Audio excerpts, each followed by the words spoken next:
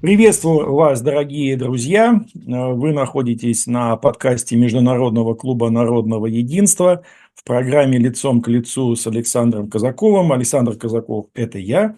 А в гостях у нас известный чешский журналист, хорошо известный, между прочим, и в России тоже, Владимира Витова.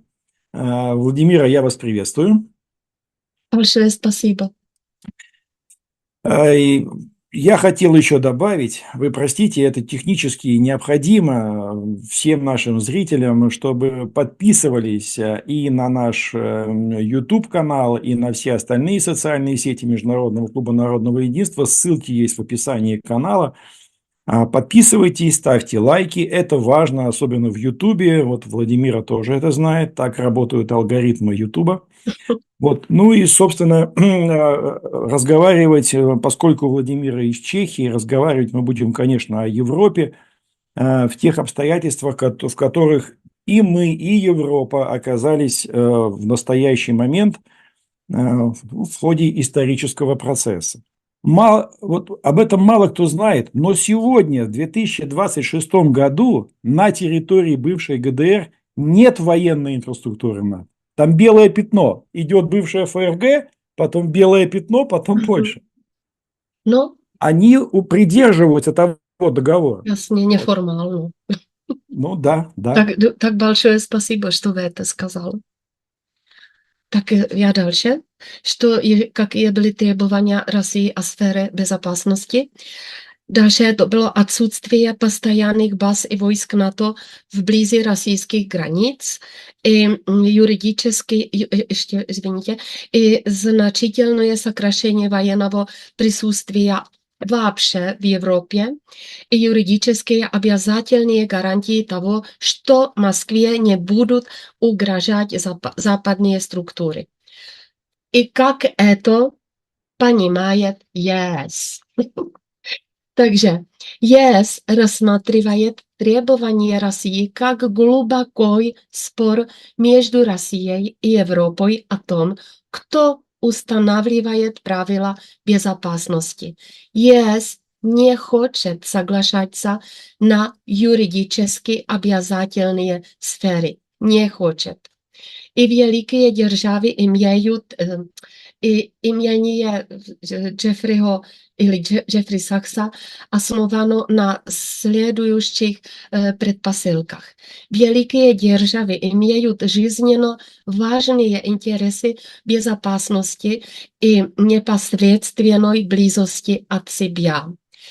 Дальше. Игнорирование этих проблем безопасности приводит к конфликтам, и Запад, это США и НАТО, недооценил восприятие Россией угрозы. По мнению экспертов, включая Джеффри Сакса и других реалистов, российская сфера безопасности обычно рассматривается следующим образом. Она включает постсоветские государства, включая, конечно, Украину, дальше страны Центральной и Восточной Европы. Есть вопрос, если там также Чехия и Словакия. Где-то да, где-то нет. Я бы хотела, чтобы это было да. Дальше Польша, Румыния, Венгрия. Как минимум в качестве буферной зоны против НАТО и Северная и Южно-Восточная Европа. Это Скандинавия и Балканы. Только с точки зрения стратегических интересов. Это армия, доступ к морю и энергетика.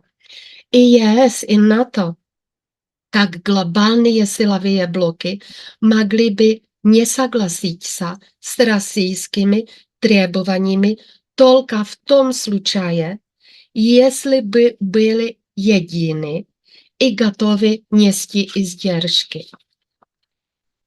И однако они начинают разъединяться, и отдельные государства не обладают силой, чтобы нести издержки войны, ни экономические, ни человеческие.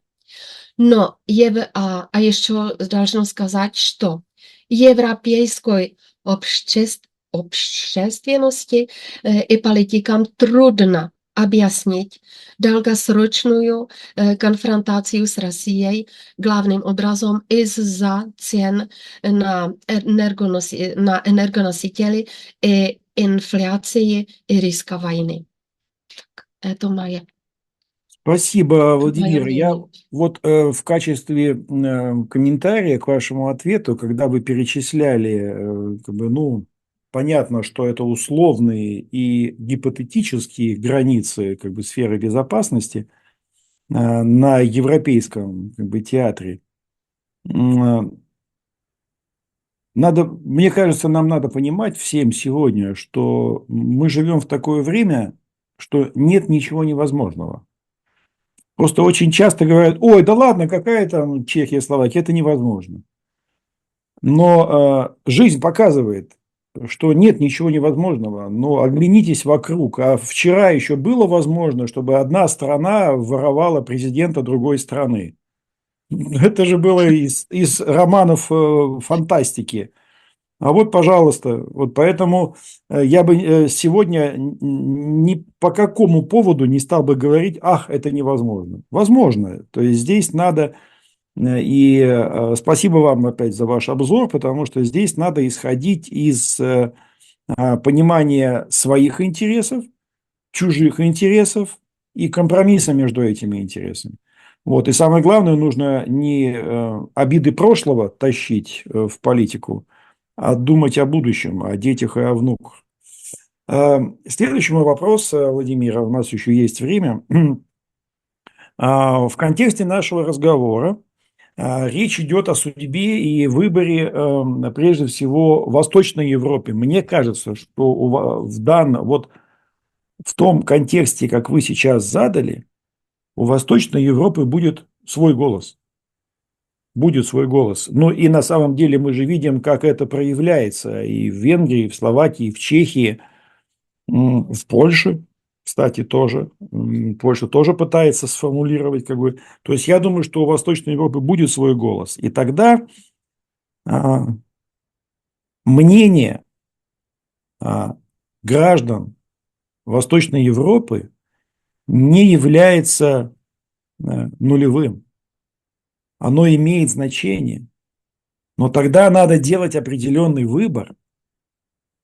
То есть надо делать шаг вперед и быть не жертвой чужих решений, а предлагать свои. И в данном случае Восточная Европа, как мне кажется, ну, по крайней мере, те страны, у которых есть свой голос, я их уже назвал, это минимум 4 страны. Какой выбор от себя собственный может предложить Восточная Европа? Остаться вместе с Евросоюзом и НАТО в этом потенциальном хаосе или пойти на соглашение с Россией, пусть сепаратное. Я думаю, что, например, Венгрия к этому готова при определенных обстоятельствах, особенно если Соединенные Штаты поддержат. Или создать, возможно, вы уже говорили о как бы буферной такой зоне. Я не люблю геополитические буферные истории. Они всегда то есть они рано или поздно всегда войной заканчиваются. То есть, как бы вот все буферные зоны, они выполняют свою роль, а потом все равно начинают. Была уже Восточная Европа буферной зоной между Европой и Советской Россией. Была. И чем закончилась? Второй мировой войной. Вот. Но тем не менее, то есть мне интересно, может ли сформироваться собственный геополитический взгляд в будущее в Восточной Европе, отдельно от Брюсселя, отдельно от Западной Европы, и, возможно, создать свой регион и предъявить претензии, а мы хотим так. И если вы это скажете, вас все услышат. И в США, и в России. Как вы думаете? No, já by to takže chtěla. No, já už нет оптимист. Я думаю, что это так не будет. И я вам скажу, почему я думаю, что для меня ситуация плохая. Teda не для меня, для моего мнения. Так я начну. Takže для того, чтобы возник новый региональный блок, есть и на to должны потерпеть сокрушительное поражение.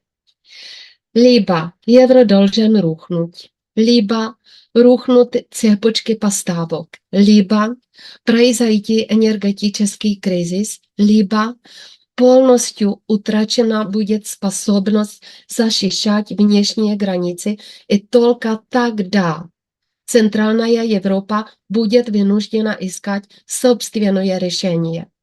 Bloky создаются не идеологией и голодом и промышленностью. И самое главное, должна появиться новая элита, то есть люди, которые myslят regionálně и не зависят от Брюсселя. Без элиты не возникает никакого блока, только хаос. Но вся система ЕС гарантирует, что именно такой элиты не существует. Дело не в том, что нет людей, которые знают, как все работает и что нужно делать, а в том, что у этих людей, совершенно нет экономической базы, а у них нет абсолютно никакой возможности объяснить свои взгляды ни в СМИ, ни в социальных сетях, как я уже говорила. И без настоящей элиты не возникнет никакого блока, только хаос. Поэтому пока есть хоть как так функционирует, к сожалению, никто не рискует найти альтернативу. Мы это видели во выборах. И ЕС не рухнет завтра. Никто официально не готовится, к сожалению, к созданию, например, Австро-Венгрии 2.0. И Центральная Европа не может стать движущей силой истории, потому что у нее нет сил. И если ЕС потерпит сокрушительное поражение, так Центральная Европа не создаст новый порядок. Она примет его от кого-то другого. Ясно, что ЕС не распадется в результате какой-либо революции. Люди так не думают. Но если это произойдет, то из-за сбоя, из-за деградации управления, например, рухнет общая энергетическая политика, и государства начнут конкурировать за ресурсы. Это возможно. Возможно, вернется национальная промышленная защита, и единый рынок přestanет функционировать. И Брюссел не сможет навязать решение. Так to будет возможно. И NATO сосредоточится на так называемом жестком ядре ЕС. Это Германия и Франция. А Центральная Европа останется предоставлена сама себе. И если ЕС потерпит крах, Центральная Европа, к сожалению, моему, не создаст новый порядок, а примет тот, который будет первым и будет функционировать. Германия первой возьмет под контроль Центральную Европу. И она уже это jako сделала. Поскольку является крупнейшим инвестором, контролирует практически все цепочки поставок, и регион промышленного зависит только 90% от Германии. Центральная Европа автоматически сблизится с Германией, поскольку у нее есть фабрики, обеспечивающие работу и экспорт.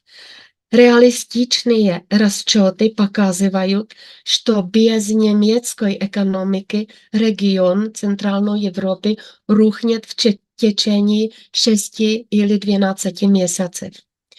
И следующей страной, которая попытается и уже пытается, так же как Германия, так вторая страна, которая пытается взять под контроль Центральную Европу, это США.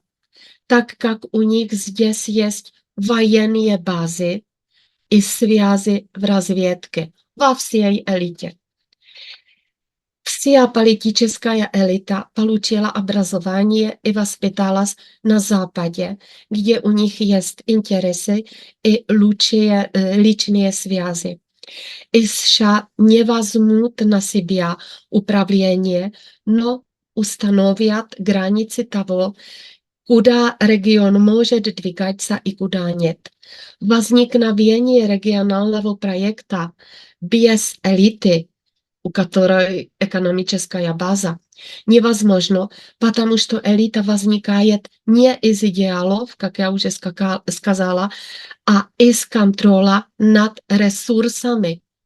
И элита Центральной Европы, у них этого нет. У нее должен быть собственный капитал, но, к сожалению, его также нет. У нее также нет банков и нет собственных энергетических ресурсов или инфраструктуры, которые в основном находятся в руках транснациональных корпораций. И без капитала нет элиты. И есть управляющие иностранными интересами только. И все это олигархи Центральной Европы, которым позволили разграбить имущество бывших социалистических государств, и теперь они так называемая политическая элита. Государство должно контролировать банky, energetiku, informaci i людей, и, к сожалению, страны Центральной Европы не обладают этим контролем. Центральная Европа страдает не от недостатка людей, а от недостатка людей, готовых за это платить. И страны Центральной Европы являются членами ЕС и НАТО. Это означает политическую и военную ориентацию на Запад во всем. И юридические обязательства, и солидарность альянса и так далее. И любая попытка создать независимый региональный блок встретит сопротивление со стороны ЕС и НАТО и глобальных, это должен сказать, глобальных игроков, особенно если речь идет о военной или дипломатической автономии от Запада. И ЕС представляет единый рынок, единые инвестиции, субсидии и средства для регионального развития. И создание нового региона означало бы либо выход из ЕС, либо сложную параллельную экономическую интеграцию, что крайне рискованно и дорого. И, например, у жителей Čechy, к сожалению, нет желания выхода из ЕС и действовать как суверенное государство. Чехия находится в реальной опасности стать экономическим протекторатом Германии и полностью зависеть от нее. И политическая воля к добровольной федерации практически равна нулю. Например, и между Českou republikou и Slovenskou republikou. A Vyšegradská četvěrka, je to takže. A ekonomické i военные связи с Западом являются тотальными во всем. И в действительности даже небольшие региональные проекты, такие как Вышеградская четверка, как я сказала, плохо интегрированы и опираются только на добровольное сотрудничество, а не на централизированную власть. Создание сильного единого блока Великой Австро-Венгрии 2:0 a Балтийская вода Черного моря нереалистична, хотя многие хотели бы, чтобы это так было. И еще realističným являются regionálne сотрудничество подобное Вышеградской группе или энергетическому и экономическому альянсу, но только добровольное, или strategické balansírování между ЕС, НАТО и Россией без стремления к централизованной федерации, или центральная и восточная Европа будет продолжать развиваться по мозаичной модели, такой членство в ЕС и НАТО плюс региональное сотрудничество плюс соответствующая дипломация с Россией.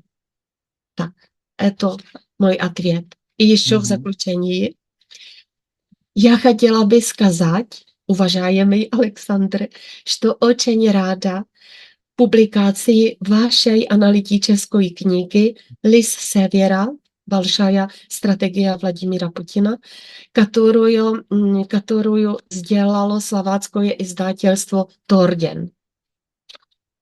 Takže для меня большая честь иметь возможность взять у вас интервью и благодарю за внимание и надеюсь на дальнейшее сотрудничество.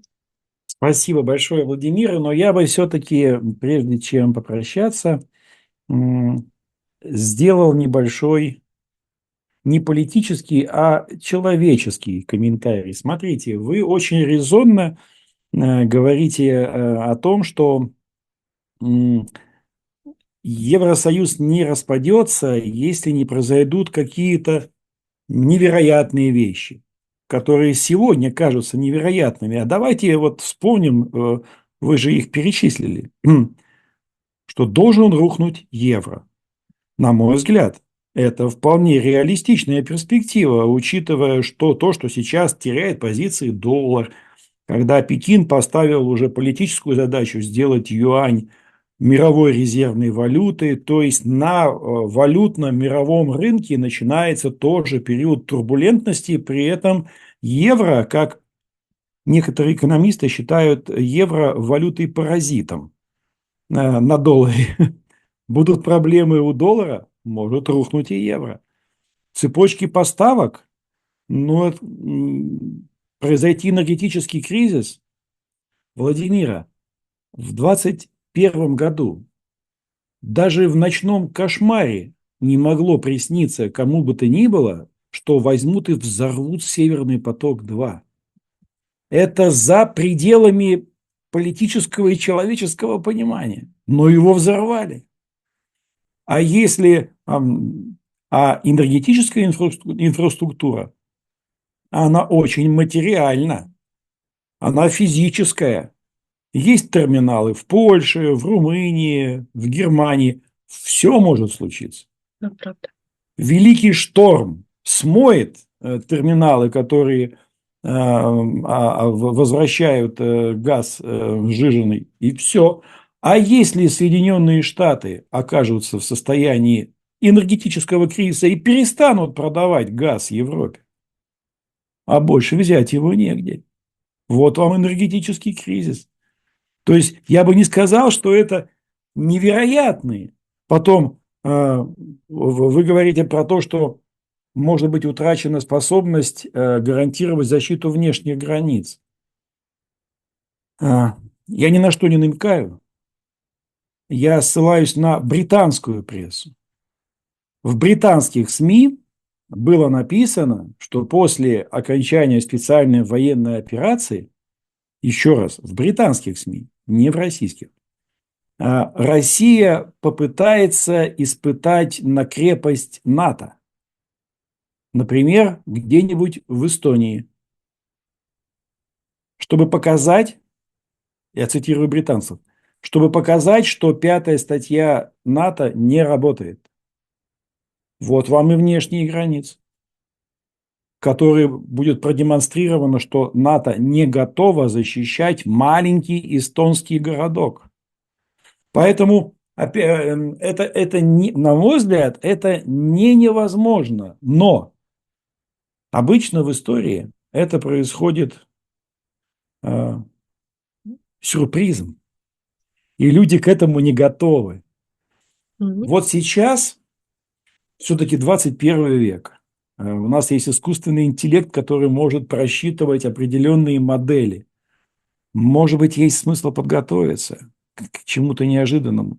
Вы говорите, что в Восточной Европе нет самостоятельных элит. А были эти элиты в 90-м году прошлого века? Альтернативные коммунистическим элитам? Нет. Это были диссиденты. Вацлав Гавел был диссидентом. И сколько Ale их было? u nich byly ogromné financové sredstva i ze západa. Ну, полулегальные. Полулегальные. To je pravda. Вот. И у них была поддержка, ну так, а может быть, у современных альтернативных деятелей в Восточной Европе найдется другая какая-нибудь поддержка, не обязательно с Запада. То есть, опять же, и я вот в чем точно с вами не согласен, это единственное, в чем я с вами не согласен. Все-таки идеи движут историю, а не ресурсы и не материальные возможности. Именно идеи переворачивают страницы истории. И если в Восточной Европе родится идея такого очень красивого, с огромной и потрясающей историей региона, с такими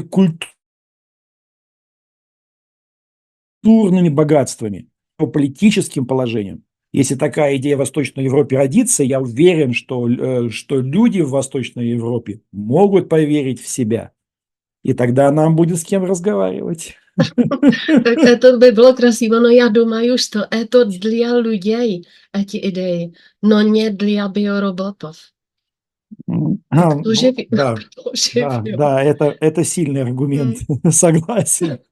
Ну, будем надеяться, что под шкурой каждого биоробота все-таки бьется человеческое сердце. Это by Будем bylo надеяться на krasivo. это. Спасибо большое, Владимира. Значит, и я для наших зрителей напомню, что вы слушали подкаст Международного клуба народного единства, программу «Лицом к лицу» с Александром Казаковым. У нас в гостях была замечательная женщина, журналист, политолог Владимира Витова из Чехии.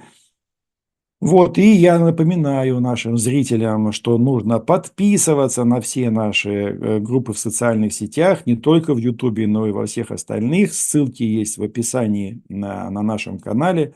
Ну и до следующих встреч. Владимира, еще раз большое спасибо. Já takže большое спасибо и до свидания. До свидания.